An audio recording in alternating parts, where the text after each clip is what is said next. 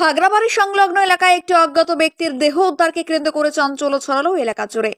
জানা গেছে যে বৃহস্পতিবার সন্ধ্যা থেকে ওই এলাকার বাসিন্দারা দুর্গন্ধ পাচ্ছিল একটি বাড়িতে।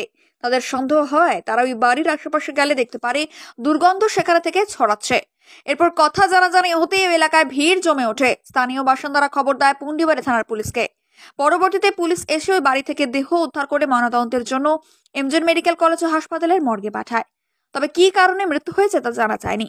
পুরো ঘটনার তদন্ত শুরু করেছে পুন্ডিবাড়ি থানার পুলিশ বলে জানা গেছে। আমরা সন্ধ্যাবেলা এখানে হাঁটাহাঁটি করছিলাম, তো বাড়ি থেকে ওনার যে মারা গেছে তার বৌদি এসেছিল। তার মনে হয় ভাইস্তার বন্ধুও ছিল সঙ্গে। তা এমনিতে কথা হচ্ছিল যে পাশের বাড়ি যে আছে দক্ষিণ দিকের বাড়িটা, ওই বাড়ির জানালায় একটু বেশি করে গন্ধ, কেমন যেন একটা অস্বাভাবিক গন্ধ, ওরা খেতে পাচ্ছিল না, এরকম একটা কানাঘুষা আওয়াজ শোনা যাচ্ছিল।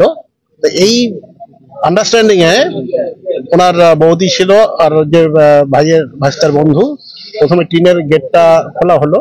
আমি ছিলাম তখন এখানে দাঁড়িয়ে, এবং পাশে যে জানলাটা ছিল, জানলার একটা পাল্লা সরিয়ে দেখা গেল বিছানায় শুয়ে আছে, পশ্চিম দিকে মাথা, আর মুখটা উল্টা দিকে, মুখটা দেখা যাচ্ছিল কিন্তু চুলগুলো দেখা যাচ্ছিল।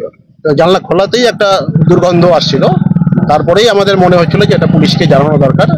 পুলিশকে ফোন করা হলো, পুন্ডিবাড়ি আমাদের থানা, ওখান থেকে পুলিশ স্যাররা এসছেন। তারা এখন দেখতে পেলেন যে সে সত্যি মৃত অবস্থায় পড়ে আছে, এবং চেহারা, মুখ, তার পা বিকৃত হয়ে গেছে।